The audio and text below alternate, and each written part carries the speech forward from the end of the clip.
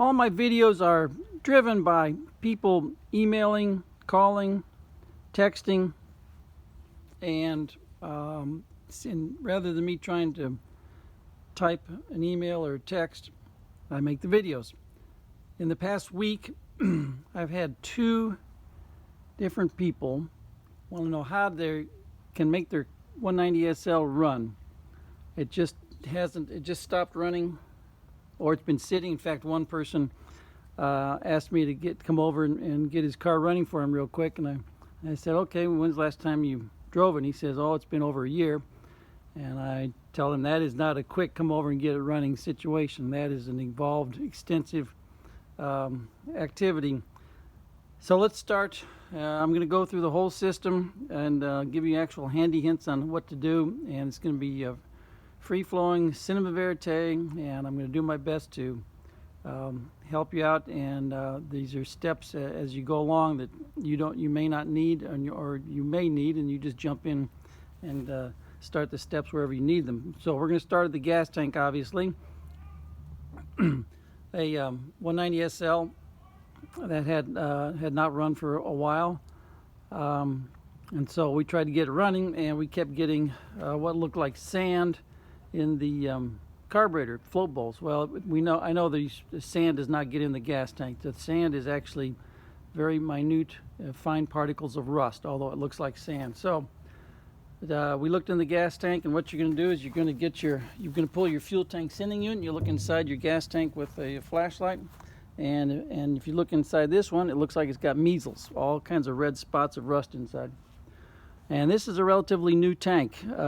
It still had the silver galvanized look inside of it. I don't know if it's actually galvanized or not, but whatever it is, it does not resist the fuels that we have nowadays, and so it started rusting internally.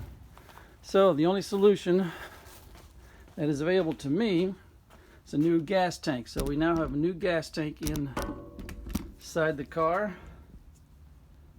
In fact, I think I've got to remove the label from the tank. Yeah, there's the label. So we got a new gas tank.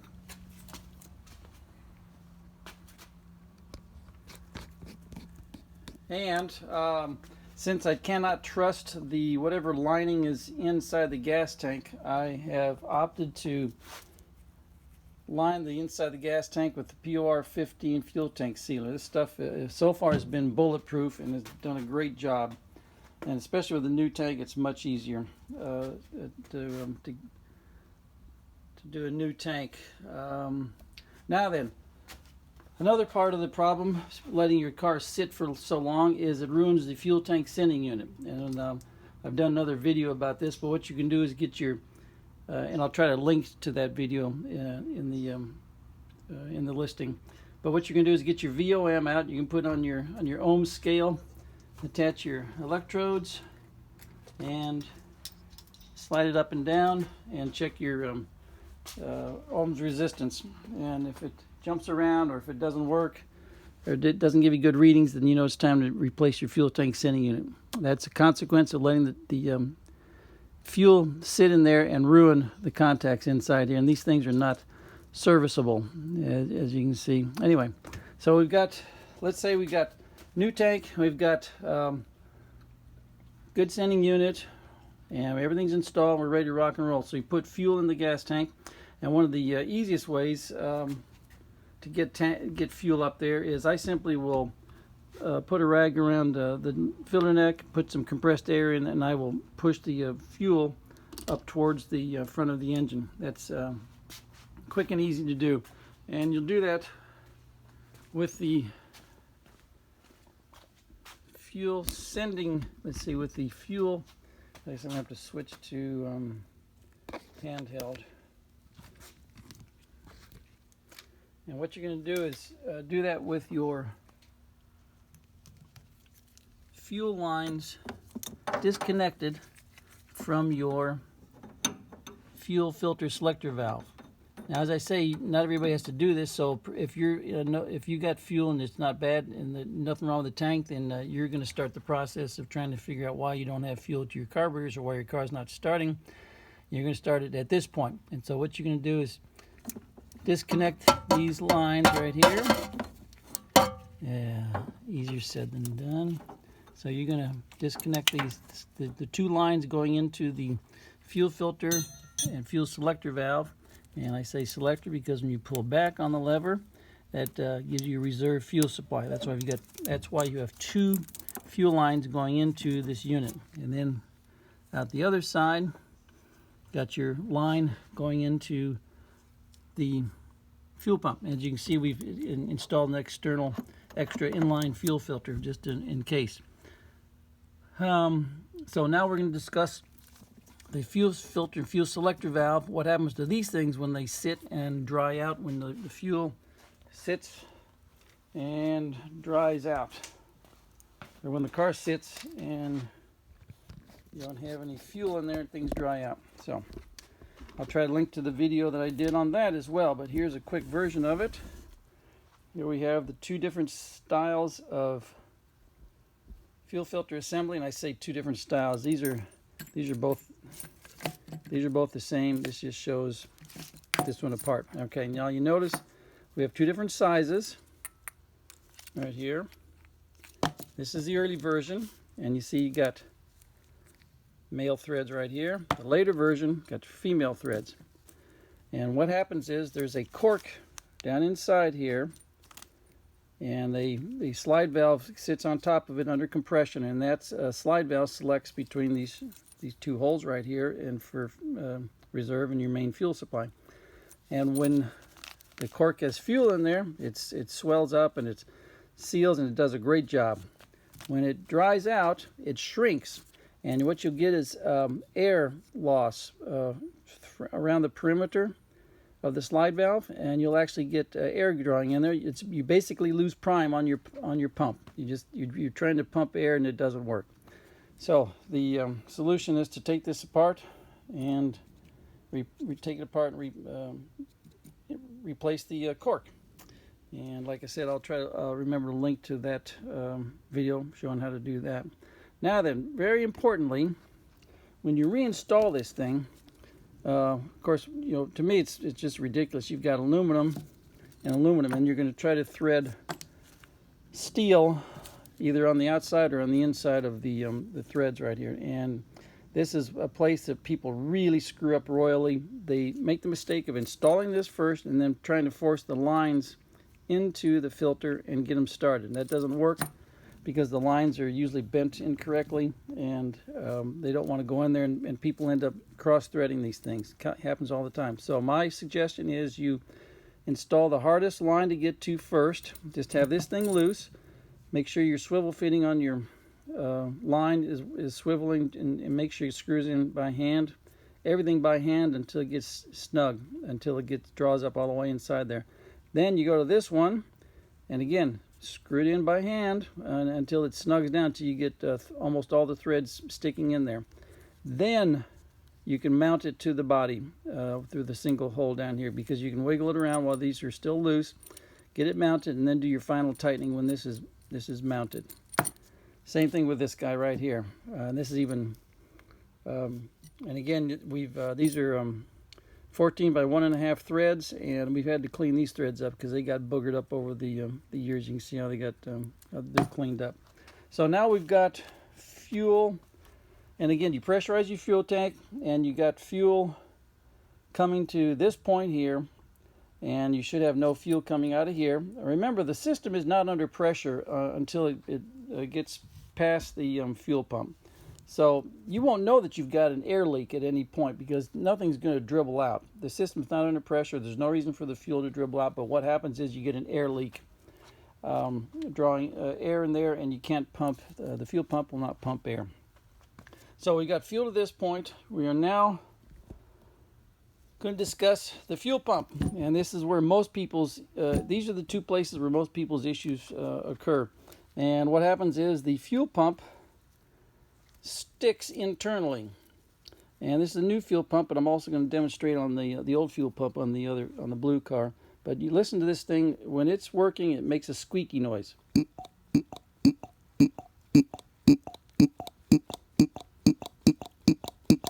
That squeaky noise is what it's supposed to do. And if this was pumping, you would get a solid stream of fuel that would in place on the car. This would hit the radiator, the backside of the radiator. This pump is seriously strong. High volume, low pressure. That's what the carburetors require, like 1 to 3 psi, but a lot of volume. And you certainly can rebuild your fuel pump if you want to, but a lot of times the new gas we have rots the internals on here, so where the check valves don't seal up. And I just suggest getting a new fuel pump. It's just not worth your time and to bother trying to rebuild that. So now we'll go over here. And again, I'll show you the old fuel pump that's on this car. And you should be able to hear it squeak. Excuse me. All right, so we're squeaking. Remember, this works off of a cam, so that if the cam on the inside the engine is in the wrong location, you will get no resistance. It'll just flop around. The lever will flop around. So what you want to do is you have to bump the engine until you get resistance, which means the pump is able to do a full stroke, and you can start pumping fuel. And so if you got your fuel filter assembly selector valve, and you got fuel, and you got a good pump, at this point you can start pumping fuel, and you should be able to see the fuel, as I said, will come out and hit the backside of the radiator. In order to do this, to disconnect the lines, you're going to want to use one wrench right here on this fitting and one wrench right here. Hold this one steady. Typically what happens is you put a wrench on here and this part on here, down here on screws. And so you want a wrench on each end, each fitting. All right, now let's go over to the carburetors. Oh, okay, let's go back here. Let's go back here. That's right, I forgot. All right, let's say you've got a good fuel pump, but it's stuck internally. No matter what you do, no matter where you put the bump the engine, this thing is not going to squeak, not going to make any noise. Well, what you do is you're going to disconnect your fuel lines, as I just described, and you're going to squirt this product or a similar carburetor cleaner into the inlet side. So you're going to get down here, and you're going to squirt this fluid into the fuel inlet down there, and just fill it up. Just squirt it until it comes out somewhere, and then start pumping the lever. And if you need to, put in some more fluid, as much as you want. You can't hurt anything because you've already got a non-functioning fuel pump. You can't hurt anything, and this stuff will dissolve the old fuel. The amazing thing about old fuel is that it will not dissolve in the presence of fresh new fuel. Oh, and speaking of which, let's go out here and let's have a demonstration of what came out of this car. When I pulled this gas tank, when I drained this gas tank, this is what came out of it. Okay, and you can see the chunks of rust down the bottom. And most people don't know what fuel is supposed to look like. It is not supposed to look like rust. This is what fresh fuel looks like. This is brand new super unleaded that I got today. And this is what it looks like. It's not clear. It's got a little amber color to it. And this stuff, the fresh fuel will smell like, will not smell too bad. This stuff stinks. And one way to tell if you've got bad fuel is to open up the gas cap and smell. And if it dissolves your sinuses and melts your brain, then you got bad fuel and you need to get rid of it. You cannot run these engines on old fuel, and especially rusty fuel. All right, so we're back here. We've got we're squirting B12 into here. We're getting this cleaned out, and that should take care of any issues in here. If not, you certainly can remove the fuel pump, take it apart, and probably reuse the parts that are in there. Just you have to get everything cleaned out. And there are two little teeny stop sign shaped check valves, and with a little teeny spring. I mean, it's just the wimpiest, candiest little check valves I've ever seen, and it's real easy for those things to get stuck. So now let's get back over here to the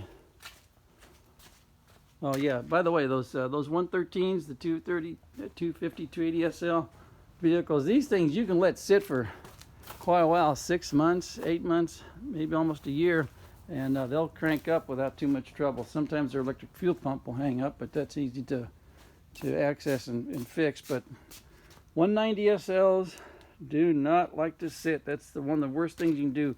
The fuel system packs up and the brakes pack up.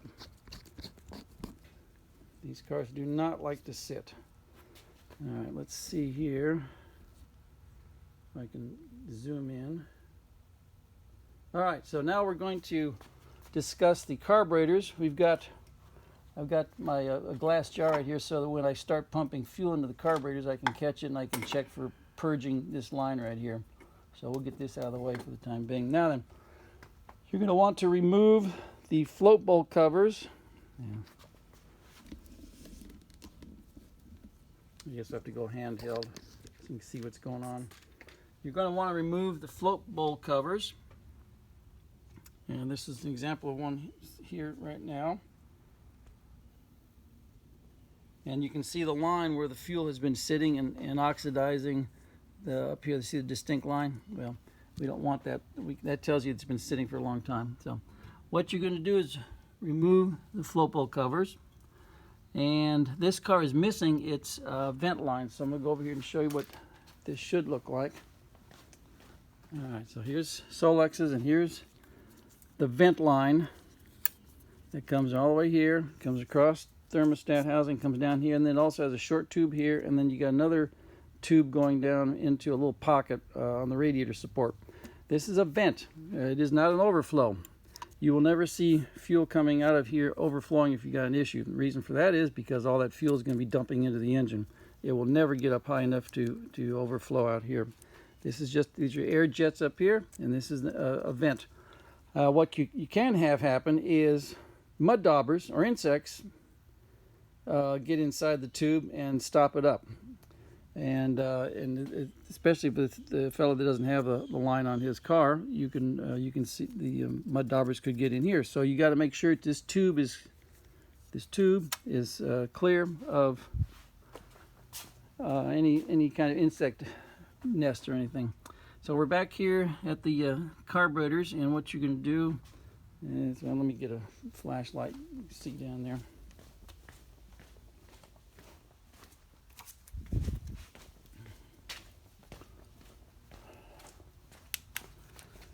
All right, so you can see we've diligently cleaned out inside the float bowls that used to be full of gunk and fine sediment. So we've cleaned that out. Made sure our needle here is working. It's free. Again, you can spray some B12 down in there and clean that up. So what we're going to do is once we get fuel in this car, and once we get fuel up to the fuel pump, we're then going to activate the priming lever on the fuel pump, and then we're going to make sure we got fuel coming out of here, and that'll be the last step until we try to start the car, because once you get fuel coming out of here, you can put your float bolt covers back on, and you should be able to start the vehicle. If you want to, you can certainly check to make sure that you have accelerator pumps that are working. You can see down here, you see you've got a two-part float bulb. You got this little part right here and the bigger part down there, and that little part is where the fuel goes into the accelerator pump. And if you squirt you got fuel in here, and you actuate your throttle, it should draw fuel from here and into the engine, and you should be able to see this fuel level go down and then replenish it, and you'll be able to check that your accelerator pump circuit is working. So let's see what else. Those are the basics on how to start an 190 SL that's been sitting too long, or that has issues all along the way. Again, we need fresh fuel, we need, helps to have a sending unit that works. Fresh fuel, we need a fuel filter assembly, fuel filters selector valve that is not drawing air. We need a fuel pump that's working internally, and then you need carburetors that are not jammed up, bunged up internally, and float bowls that are free of debris. Let's see, I'm going to sit here and think for a second. What am I forgetting with respect to the carburetors and getting the car going? Draining the fuel.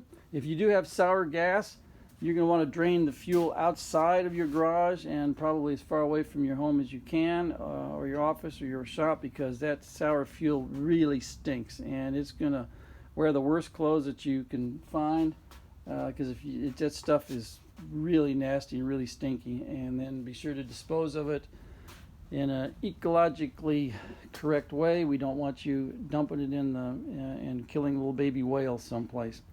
But that stuff is really vile and is not good for anything. Do not put it into your lawnmower. Don't do anything with it except get it recycled properly. What else? What else? What else? I don't know. I guess I'll wait for comments with respect to this video on things that I've forgotten, and and of course any questions that I can answer. I'm trying to think, what am I missing? I believe that's okay. Oh, in terms of in terms of the car not functioning, there's always a possibility that your points have closed up on you. What you'd want to do is get an extra spark plug. In fact, I'll get one. I got some right here. Get a spare spark plug.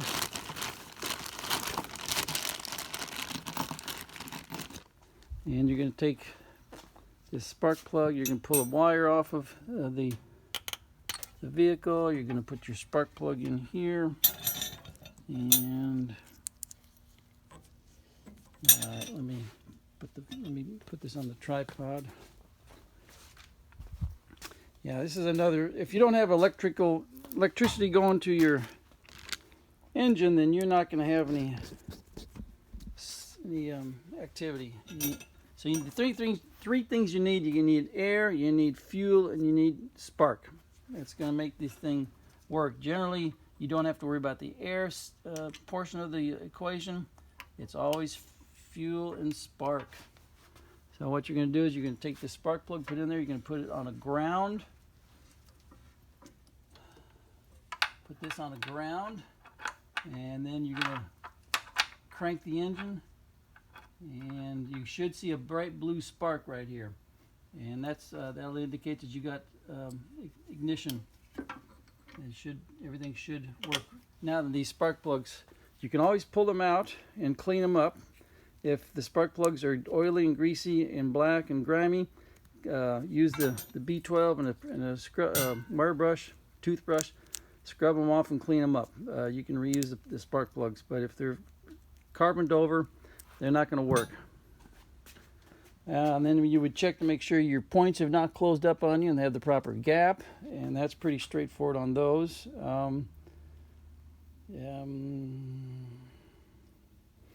Okay. All right, that's enough to digest for now. Look to hear from you if you have any questions. Good luck.